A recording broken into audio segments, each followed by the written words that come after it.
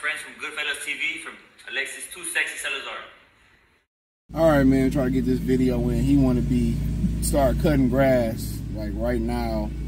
They cut this grass about 10 times a week. He going over each part 10,000 times and it looks no fucking different.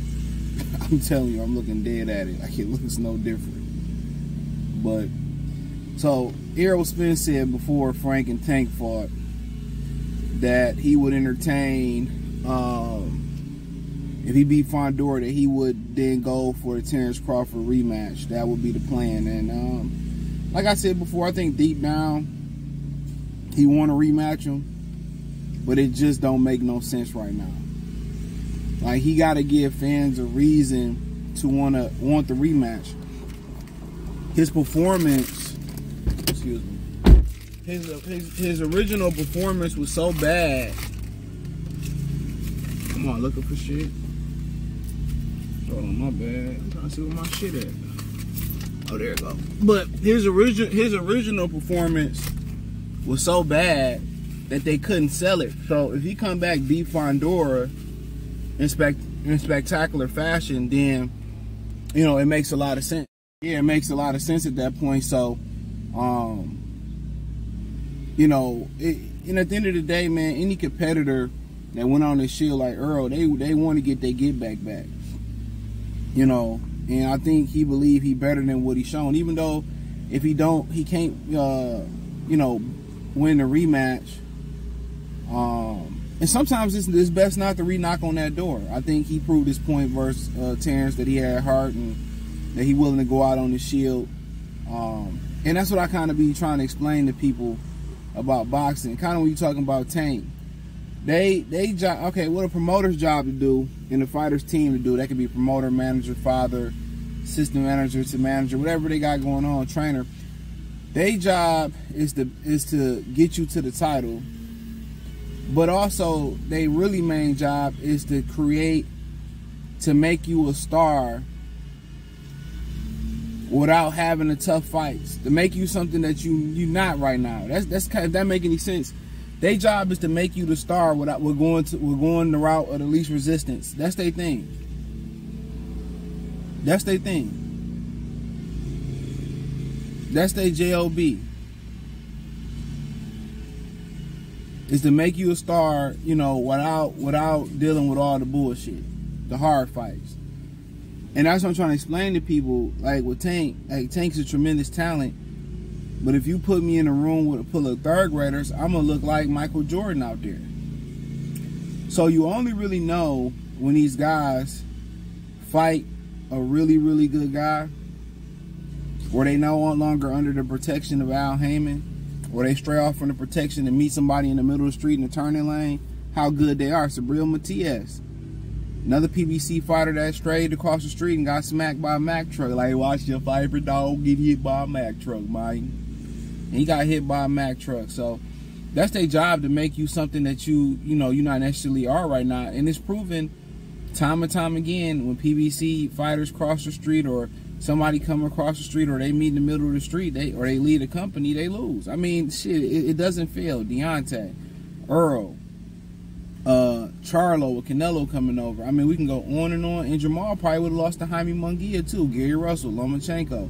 We can go on and on down the laundry list of guys that crossed the street and got smacked. You know, they don't have one viable victory. I mean, you could say Ryan Garcia crossed the street coming to fight Tank, but then again, if Tank's so good, then why have to drain him?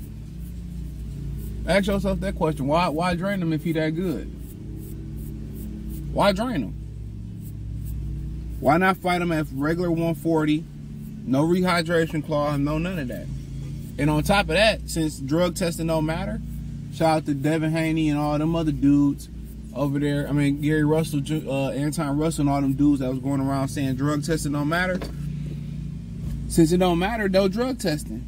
Flat out, Wild Wild West. The Wild Wild West in my Cool Mo D voice. Flat out. How you like me now? Do it straight up like that. If you a killer like that, that nigga ain't no killer, bruh. That dude ain't. If he really was a killer, bro, he wouldn't have to wait for him to fight people. And that's what I'm trying to say. Soon as Errol Spence straight off the plan, Pat smacked his ass. You know, soon as Deontay straight off the plan, trying to keep up with the Joshuas with Fury, smacked his ass.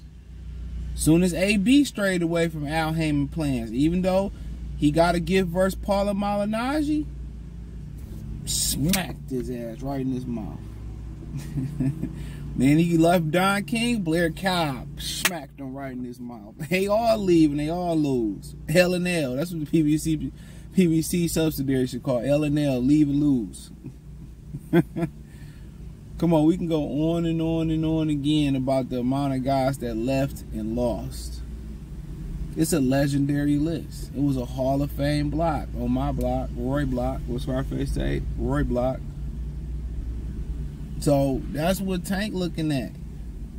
That's why he like, man, the rest of these niggas didn't straight away from Al Heyman playing. I'm gonna go ahead and bombast. It's like Al Heyman saying, protect my meat, money, energy, and time. Yeah, you ain't know that. Shout out to Coach Greg got him with that one. Protect your meat from these hoes, man. Money, energy, and time. You know, but you know, like I said before, Errol as a competitor is supposed to want. He's supposed to want that. As a competitor, that's what he wants.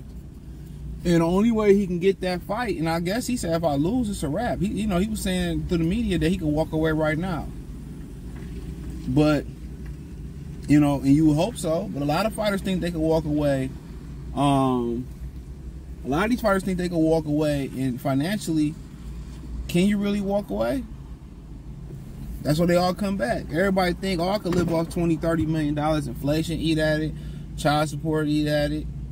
You know, you ain't got. But he seemed to be smart with the cattle and stuff. If he flips straight, if he flips straw, you know, that motherfucker be okay just flipping straw. To be real, he got cattle, chickens, flip straw. I mean, he'd be alright just doing that. To be real, let alone having a few more investments in some real estate here and there. And most of them Southern brothers pretty smart too. They understand the value of cattle and straw and having livestock and all that stuff and land. Most people in the city don't understand how powerful that is.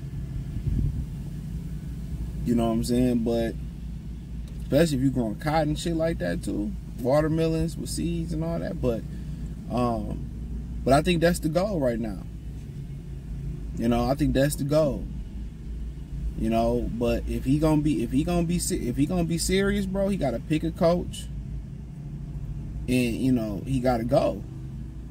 Like all that partying, all that being out. Like if he really gonna be Fundora, he gotta be the best version of him. You know what I'm saying? Because it's a horrible matchup for him. You know, Fundora already fought this year. Only thing that's working against him is the nose injury. But if that's what drives you, that's what drives you. It's not impossible for him to beat him. You know? But getting with a new coach, him learning you, and then going into that fight, real talk, that motherfucker should have been with that. Whoever the coach was, he should have picked him back in January. And if he feels he couldn't do anything at that point, we just going over the film. Watching. That's one thing I like about Tank Davis. Tank Davis watch everything his opponent do. He's smart. But then again, that come from living in Baltimore. It come from being in the streets. When you notice when you in the streets, you pay attention to every little thing. Headlights, the narcos, the hook, the jump out boys. You paying attention how a nigga walking. If he got a stick on him, he trying to rob you. You watching every little thing. You know, very meticulous when you grow up in the hood about everything. And that's how you learn about street smarts. Because you watching everything a dude moving, how he saying it, how he looking at you, how he grimming you, how he, you know, is he leaving once you beat him up? I remember there was a dude in the club, he got beat up back in the day. I didn't go that night. He got beat up, he came back, they let him come back. And he shot the joint up, so shit happened. But yeah, just being around.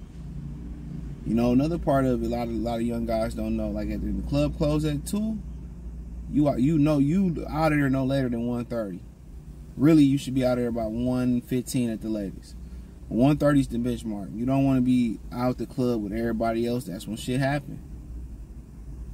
You know what I'm saying? So, but for him, you know, like it's gonna be a cold summer for him. He shouldn't be out drinking, partying. Man, he shouldn't even be fucking. Let me just say that. He need to be eating, shitting, sleeping, breathing. Everything should be on boxing. I don't care if it's October, November, December, Monday, Tuesday, Wednesday, Thursday, Saturday, live. You know, I don't care what it is. It should be all boxing. You know what I'm saying? All boxing. But you know, if his driving force and his his you know, if his main motivation is Bud, Canelo, if it's proven that he back, and really, to be honest, he ain't no lock for the Hall of Fame neither. If he walk away, that's a lot of people that say he wasn't a Hall of Famer right now. And people say, well, you said Deontay probably is one. That video will be up at some point. And to that point, it's different. Wilder got like the second or third longest title defenses in heavyweight history. We got his knockout rate. So really, Errol Spence is not. I think his motivation is to fight to prove that that he can, you know, he better than what he showed versus Terence, but also it's to get in the Hall of Fame. So, but hey, it is what it is, man. Thumbs up the video, share the video, subscribe to the channel. The subscribe button is the bell icon button. Hit all notifications, increase your chance to get notifications. We go live and drop video. Hit the link tree, find me on X, Instagram, Spotify, Anchor, Cash App, Venmo, PayPal. Check out the Patreon. Appreciate everybody supporting that. Peace.